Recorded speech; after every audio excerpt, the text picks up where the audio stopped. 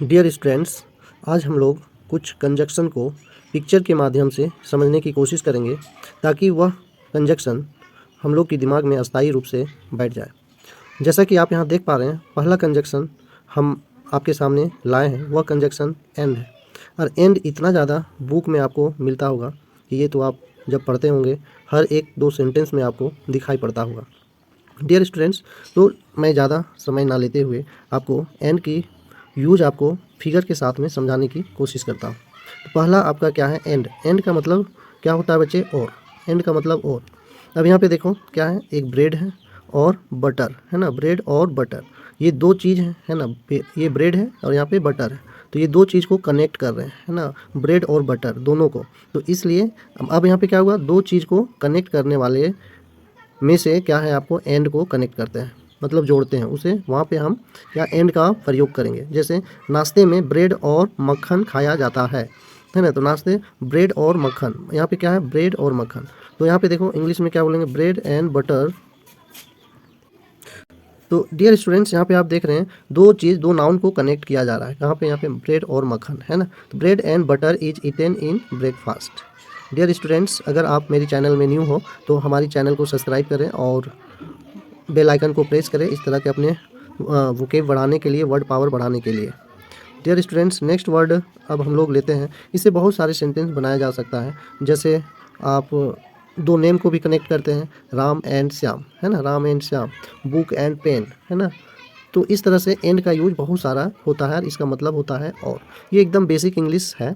इसके अलावा मैं आगे आपको नेक्स्ट वर्ड की बात करते हैं। तो नेक्स्ट वर्ड लेते हैं क्या, आपका बट। बट का मतलब होता है परंतु, परंतु या लेकिन है ना, परंतु या लेकिन, परंतु या लेकिन बट का मीनिंग होता है। अब जैसा कि आप यहाँ दो फिगर देख रहे हैं है ना, दो पिक्चर देख रहे हैं, वो पिक्चर में क्या है, बट।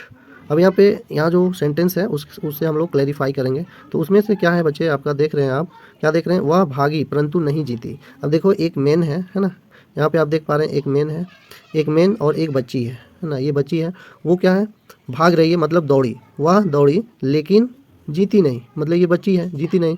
तो यहाँ लेकिन कॉन्ट्रास्ट, दोनों के बीच में बात हो रही है ना। तो इस तरह से भी आप जहाँ पे यूज करना चाहेंगे वहाँ पे करेंगे।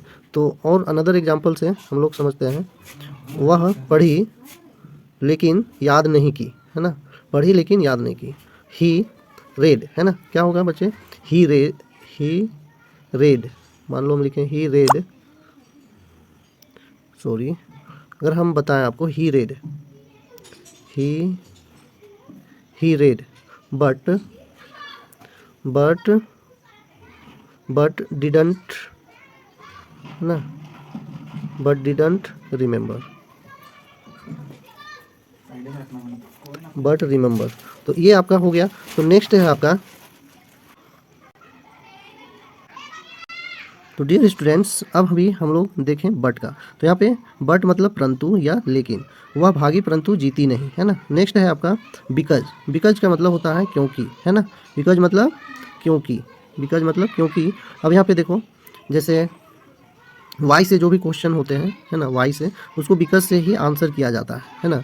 जैसे why are you going to Ramgarh, अगर हम बोलें why are you going to Ramgarh, why are you going to Ramgarh, तो यहाँ पे क्या होगा, आपको रीज़न बताना पड़ेगा कि मैं रामगढ़ क्यों जा रहा हूँ। तो इसके लिए आपको करना पड़ेगा, इसको बिकॉज का मीनिंग जानना पड़ेगा। अगर कोई पूछे why are you going to Ramgarh, तो I am because I have to purchase a cloth और something you want to say है ना। आप जो चीज़ बताना चाहते हैं वो चीज़ अपना एक पर्टिकुलर रीज़न आप दे सकते हैं। वह कमज़ोर है क्योंकि वह बूढ़ा है ना, वह कमज़ोर है क्योंकि बूढ़ा है, बूढ़ा होने के बाद क्या होता है, कमज़ोर होते हैं। तो यहाँ पे इस फिगर से आप रख सकते हैं, क्योंकि वह बूढ़ा है इसलिए वो क्या है, कमज़ोर है। नेक्स्ट की बात करें, नेक्स्ट वर्ड की बात करें तो आपका क्या है, नेक्स्ट है येट। येट का मतलब होता है अभी तक, मतलब यहाँ पे आप रिलेट कर पाएंगे टाइम है ना, टाइम के बारे में। येट मतलब अभी तक, मतलब टाइम का कंजक्शन है ये, उसका अभी तक आना बाकी है। तो he is yet to come है ना, he is yet to come. अभी तक के सेंस में जो भी सेंटेंस आपको बोलना पड़ेगा, उसको आपको टाइम से रिलेटेड उसको येट से आपको बताएंगे है ना। नेक्स्ट है आपका बिफोर। बिफोर भी क्या है बच्चे, बिफोर का मतलब भी आपको ये भी कंजक्शन जो है वो टाइम को ही बताता है, ठीक ना। के पहले, है ना, बिफोर के पहले। जैसे उसके पास, यहाँ पे देखो टाइम ये देख रहा है, ये बंदा जो है, ये मैन जो है, ये टाइम को देख रहे हैं कि वो कब आएंगे या कब किसके पहले आएंगे। तो मतलब यहाँ बिफोर का मतलब हुआ के पहले, उसके पास दूसरों से पहले पूरा करने के लिए कार्य है। He has a task to complete before other, मतलब उसके पास दूसरों से पहले पूरा काम करने के लिए कार्य है। नेक्स्ट वर्ड है आपका इफ़, है ना। इफ़ का मतलब होता है अगर, अगर या ये कंडीशनल है ना, ये कंडीशन को डिस्क्राइब करता है।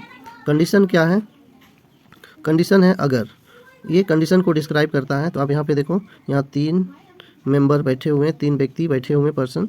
अब ये उसने कंडीशन क्या दिए हैं, अगर उसने सच देखा तो वह परेशान हो जाएगी, है ना। उसने सच देखा, किसी ने, कि रियल में जो चीज़ हो रहा है वो चीज़ अगर सच में देख लिया तो वो क्या है, परेशान हो जाएगी। तो इसका इंग्लिश का सेंटेंस बनेगा, if she saw truth, if she saw the truth she would be upset, है ना।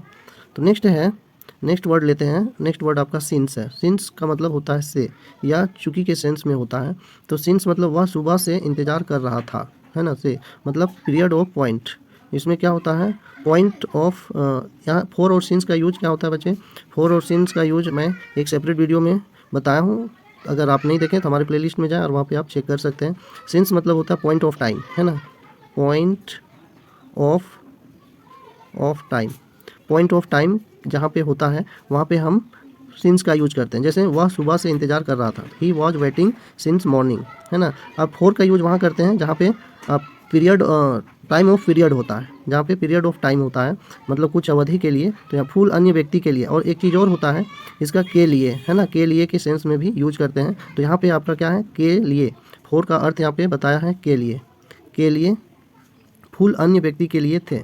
The flower were for the persons, है ना। तो ये हुआ। और एक दूसरा मीनिंग इसका है पीरियड ऑफ टाइम, जैसे वह 4 घंटे से पढ़ाता आ रहा है, 4 घंटे। तो he has been teaching for 4 hours, या 5 घंटे। तो he has been teaching here for 5 years, मतलब वो 5 साल से पढ़ाते आ रहे हैं। Thank you for watching this video. अगर आपको यह वीडियो अच्छा लगा हो तो इस वीडियो को लाइक करें और शेयर करें, और इस चैनल को सब्सक्राइब करें ताकि इस तरह की इन्फॉर्मेटिव वीडियो आपके पास सबसे पहले पहुँचे।